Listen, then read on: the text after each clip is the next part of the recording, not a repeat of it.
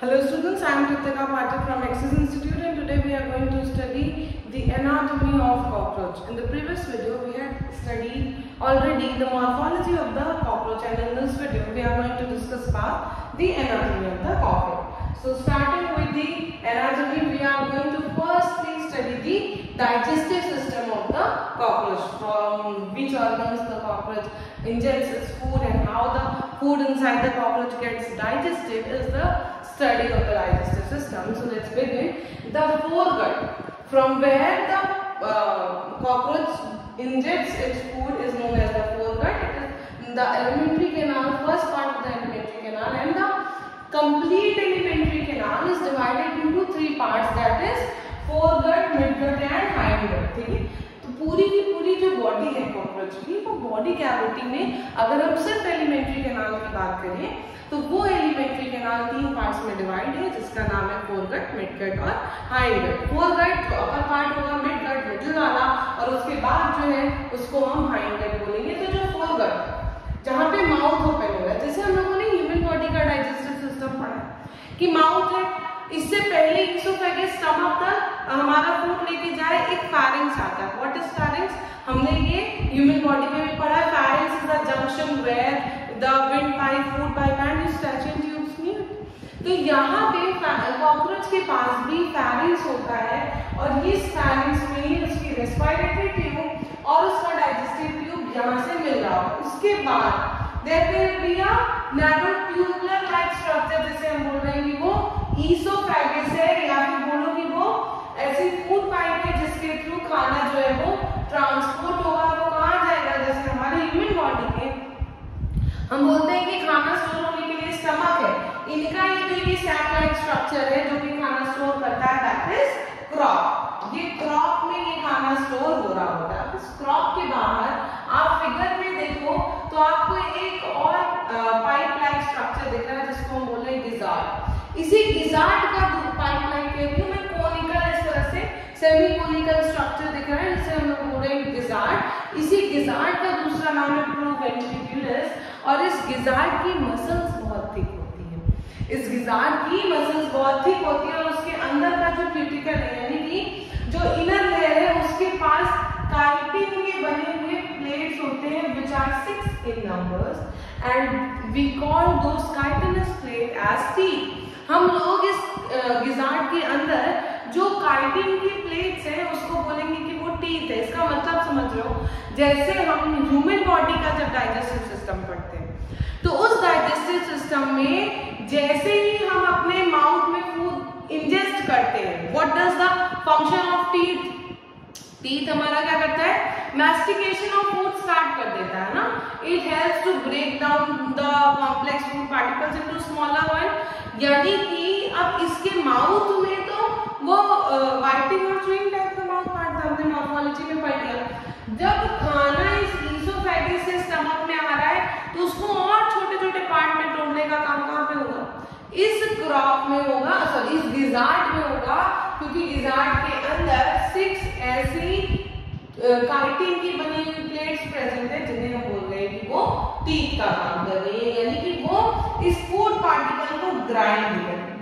Grind मतलब जैसे mixie में ग्राइंडर होता है, वो और छोटे छोटे उसको फाइन पार्टिकल्स में कन्वर्ट कर देते हैं, सेम वही काम ग्राइंडर कर रहा है कॉकरोच के अंदर। और ये पूरा का पूरा फोरगट जो है, इसकी इनर मेम्ब्रेन पे क्यूटिकल की लेयर बनी हुई है। अब जब हमने फोरगट की बात कर ली तो हम और बात करते हैं मिडगट की और हाइंडगट की जगह।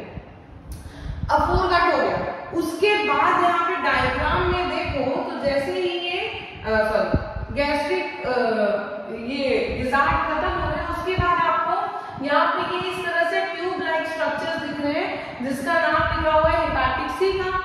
तो ये हेपाटिक सीका जो है अब वो मिडगट का पार्ट है, और यहाँ पे लिखा भी हुआ है कि इस तरह से जो हेपाटिक सीका है, जिसे हम गैस्ट्रिक सीका भी बोल रहे हैं, अगर हम उसको नंबर्स में याद करें तो it is approximately 6 to 8 hepatic cecas present in the body of a cockroach। और ये हेपाटिक सीका क्या कर रहे हैं? इनका फंक्शन होता है डाइजेस्टिव जूसेस को सीक्रेट करने का, ताकि जो अभी तक फूड पार्टिकल छोटे छोटे पार्ट्स में ब्रेक हो रहा था फोरगट के पास, अब उस फोरगट और मिडगट के बीच में डाइजेशन स्टार्ट होना शुरू हो जाएगा। ये अभी तक वो छोटे पार्ट में ब्रेक हुआ, जैसे हम लोग अपने माउथ में छोटे छोटे पार्ट्स में उसको ब्रेक डाउन करते हैं। जब हमने पूरा ब्रेक कर लिया तो फिर वो जैसे ही हमने उसको सॉलो किया, स्टमक में प्रोटीन का डाइजेशन, फिर बाकी का डाइजेशन स्मॉल इंटेस्टाइन में।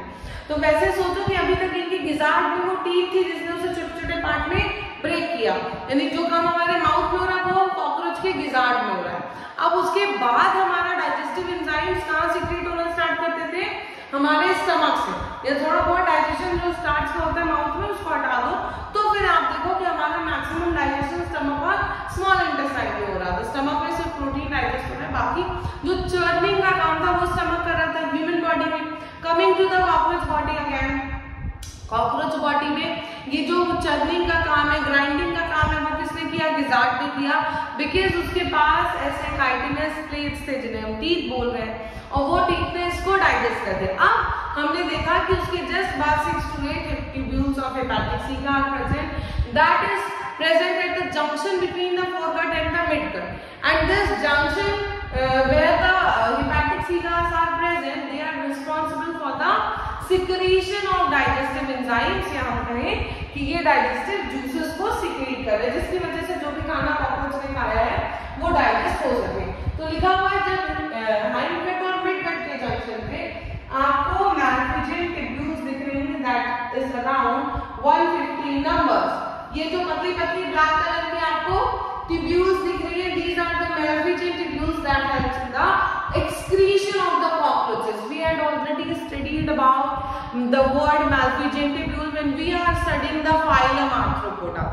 Animal kingdom में जब हम लोग आर्थ्रोपोड्स के बारे में पढ़ रहे थे तो हमने पढ़ा है कि आर्थ्रोपोड्स का एक्सक्रीटरी ऑर्गन malpighian tubule होता है। अब समझ आ रहा है कि ये इसके हाइंड गट और मिड गट के जंक्शन पे ये malpighian tubules प्रेजेंट होते हैं, that is around 100 to 115 numbers, and these help in removing the excretory products from the hemolymph। ये hemolymph वर्ड भी हम सुन चुके हैं। ये hemolymph क्या होता है? The fluid present inside the body of the cockroach। हमने पढ़ा है आर्थ्रोपोड्स का circulatory system open type of circulatory system होता है, कोई आर्टरीज कोई वेसल्स नहीं होती है सर्कुलेटरी सिस्टम में। तो this kind of circulatory system where the lymph is flowing throughout the whole body, यानी कि इस हीमोलिम्फ से जो एक्सक्रीटरी प्रोडक्ट्स बन रहे हैं, जो हार्मफुल वेस्ट हैं, उसको रिमूव करने का काम करेंगे ये मैल्फिजियन ट्यूब्यूल्स। लिखा हुआ है hind gut as compared to mid gut is more broader and it is differentiated into ileum, colon and rectum. फिर से एक बात बताते हैं, हमने अपने स्मॉल इंटेस्टाइन में देखा है ड्यूडेनम, जेजुनम, इलियम, और लार्ज इंटेस्टाइन में देखा है सीकम, कोलन और रेक्टम, है ना। तो हमने ये चीजें देखी हैं जब हम स्मॉल इंटेस्टाइन और लार्ज इंटेस्टाइन पढ़ रहे हैं ह्यूमन बॉडी का। अब इसमें पूरी तरह से हमारा पूरा का पूरा इंटेस्टाइन नहीं प्रेजेंट हो जाएगा। हमारे इस इंटेस्टाइन के कुछ पार्ट्स जैसे कि ड्यूडेनम, जेजुनम नहीं रहेगा, सिर्फ और सिर्फ स्मॉल इंटेस्टाइन का इलियम रहेगा, और सीकम, कोलन, रेक्टम की जगह सीकम नहीं रहेगा, सिर्फ और सिर्फ कोलन और रेक्टम रहेगा। ठीक है, तो लार्ज इंटेस्टाइन का ये कोलन, रेक्टम, और स्मॉल इंटेस्टाइन का कौन सा पार्ट? इलियम। ये पार्ट याद रखना है कि यहाँ पे लास्ट का थर्ड, यहाँ पे सेकंड लास्ट दो तो वो तीनों मिलके इनका इंटेस्टाइन बना रहे, इनका हाइंड गट बना रहे। सो हमारे में जब हम बात करते हैं अराउंड 7 मीटर्स हमारा स्मॉल इंटेस्टाइन होता है और लार्ज इंटेस्टाइन 1.2 मीटर्स होता है, मगर कॉकरोचेस में as compare to their mid gut उनका हाइंड गट ज्यादा ब्रॉड होता है, ये बात याद रखनी है। और फिर उसके बाद रेक्टम ओपन होगा हेमिस में, जैसा ह्यूमन बॉडी में होता है। You can see it in the diagram also. यहाँ पे देखिए ये रहा इलियम, ये कोलन, ये rectum, and now it is opening towards the anal region to excrete the nitrogenous waste outside the body. तो ये this was all about digestive system. Let's begin with the blood vascular system. कि इसमें जो ये transportation हो रहा है, ये ट्रांसपोर्टेशन कैसे हो रहा है? पहली बात अभी मैंने बता दी कि वेस्कुलर सिस्टम जो है वो ओपन टाइप होगा, कोई भी क्लोज्ड आर्टरीज या वेसल्स नहीं होंगे। उसके बाद ये जो ब्लड वेसल्स है वो पूरी डेवलप होंगे यानी कि इनके जो सीलोम की कैविटी है, सीलोम क्या होता है? Coelom is the cavity that is present between the outer body and the alimentary canal, उसके बीच में जो कैविटी दैट इज सीलोम। तो ये हीमोसोइल है, ओपन स्पेस में इनका पूरा का पूरा मटेरियल जो है वो एक्सचेंज हो रहा होगा। कैसे एक्सचेंज हो रहा है? इनका जो ब्लड है जिसको हम बोल रहे थे हीमोलिम्फ, वो पूरे में ऐसे तैर रहा होगा। तो देखो लिखा हुआ है कि visceral organs located in the haemocoel are bathed in blood। इस तरह से वो ब्लड उसमें पूरे में, वाइसरल ऑर्गन्स वो ऑर्गन्स होते हैं जो हमारे कंट्रोल में नहीं होते, इनवॉलंटरी ऑर्गन्स होते हैं। For example our muscles, stomach muscles, intestine, kidney, these are the visceral organs. तो वो वाइसरल ऑर्गन्स में पूरी तरह से ब्लड जो है वो फ्लो कर रहा होगा विदाउट हैविंग एनी आर्टरीज और वेन्स। इसीलिए हम बोल रहे हैं कि ये हीमोलिम्फ में वाइसरल ऑर्गन्स इस तरह से लोकेटेड होंगे and these are openly bathed in blood। तो अब हम इस हीमोलिम्फ की बात करें तो हीमोलिम्फ के अंदर ये कलरलेस प्लाज्मा होता है। कभी आप लोगों ने कॉकरोच को अगर इसका पोस्टीरियर स्ट्रक्चर देखा होगा, उल्टा कॉकरोच देखा होगा, तो आपको दिखता होगा व्हाइट कलर का क्रीमिश होता है, उसका ब्लड रेड नहीं होता है।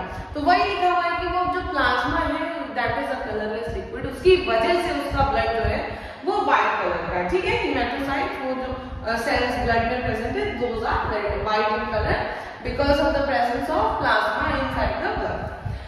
And the heart of the cockroach consists of these elongated muscles. These are the heart of the cockroaches on which ये पूरे thorax से लेके abdomen तक इनका ये heart है।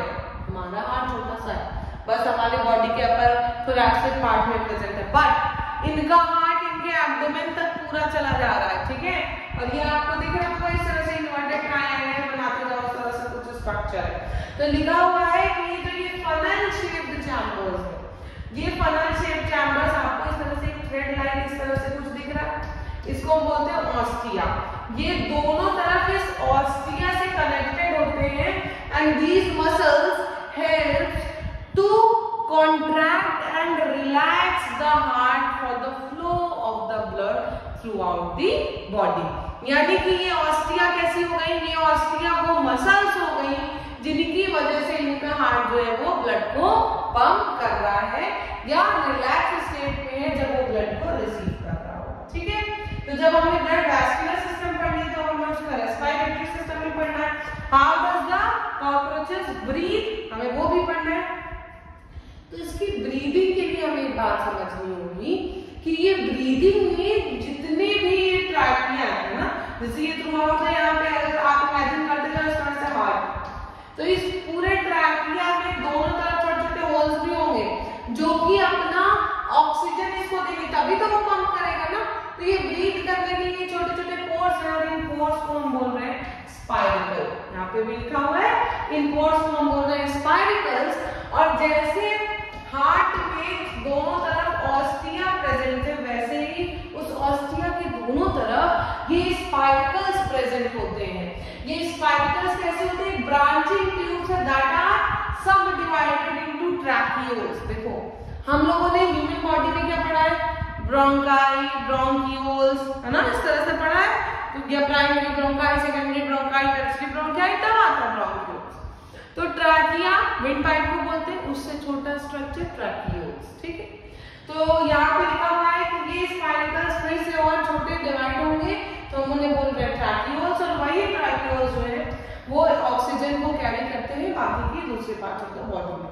तो ये स्पाइरिकल जहाँ पे ओपन होंगे जिसकी वजह से रेगुलेशन हो रहा होगा कि कब ऑक्सीजन बॉडी के अंदर आएगा, कब बाहर जाएगा, उसके लिए स्पिंस्टर मसल्स प्रेजेंट होती है ना। तो ओपनिंग और क्लोजिंग के लिए स्पिंस्टर मसल्स प्रेजेंट होती हैं and these sphincter muscles regulate the exchange of gases through the tracheoles by diffusion. ये आसपास में गैसियस एक्सचेंज डिफ्यूजन के थ्रू हो रहा है और उसको कंट्रोल करने का मैकेनिज्म कौन करता है? ये ट्रैकियोल्स के ऊपर प्रेजेंट स्पिंस्टर मसल्स कर रही होती हैं। फिर उसके बाद हम बात करते हैं excretory system of the cockroach. तो एक्सक्रीटरी सिस्टम में अभी हमने डिस्कस किया ये मार्फेजिंग ट्यूब्यूल्स प्रेजेंट होती हैं अराउंड 100 to 150 नंबर्स। ठीक है, इतनी मार्फेजिंग ट्यूब्यूल्स प्रेजेंट होंगी। तो हर ये ट्यूब्यूल्स जो है वो ग्लैंडुलर और सीलिएटेड सेल्स होंगी, यानी कि जो सेल्स होंगी उनमें cilia भी प्रेजेंट होगा and these are glandular epithelium cells and these cells help to remove and absorb the nitrogenous waste product और वो इस nitrogenous waste product को कन्वर्ट करते हैं into uric acid और वो uric acid ये जो बॉडी से रिलीज आउट होता है थ्रू हाइंड गट, ठीक है, हाइंड गट के थ्रू ये बॉडी से रिलीज आउट होता रहता है। इसलिए हम क्योंकि जो यूरिया रिलीज करता है उसे हम बोलेंगे यूरिकोटेलिक, यूरिकोटेलिक बोलते हैं। जो अमोनिया रिलीज करेगा उसे हम बोलेंगे अमोनोटेलिक, जो यूरिया रिलीज करता है उसे हम बोलते हैं यूरियोटेलिक। तो जितने भी मोस्ट ऑफ द इंसेक्ट्स होते हैं वो सब के सब यूरिक एसिड रिलीज आउट करते हैं, तो हम इसको बोल सकते हैं कि ये क्या हो गए, यूरिकोटेलिक ऑर्गेनिजम्स हो गए। और इसके बाद along with the removal of nitrogenous waste, some of the fat body nephrocytes and urico glands also helps in the excretion of cockroaches। ये नेफ्रोसाइट्स नेफ्रॉन से आया है, जैसे हमारे यहाँ नेफ्रॉन होता है हमारी किडनी में, वैसे इनके पास स्मॉल स्ट्रक्चर्स नेफ्रोसाइट्स प्रेजेंट है इनकी किडनी में। फैट बॉडी जैसे लिम्फ का स्टोरेज होता है हमारे इंटेस्टाइन में, तो वैसे ही फैट बॉडी बाद में जो बॉडी के लिए एक्सेसिव फैट है उसको रिमूव करने का हेल्प कर रही है। और यूरिकोस ग्लैंड, वो ग्लैंड जो यूरिक एसिड के फॉर्मेशन में हेल्प कर रही होगी, ये सब मिल के इस मैलफिजियन ट्यूब्यूल के साथ एक्सक्रीशन में पार्ट ले रहे होंगे। This was about the main metabolism of the cockroaches. We are yet to study the reproduction in cockroaches, that will be discussed in the next video. Thank you.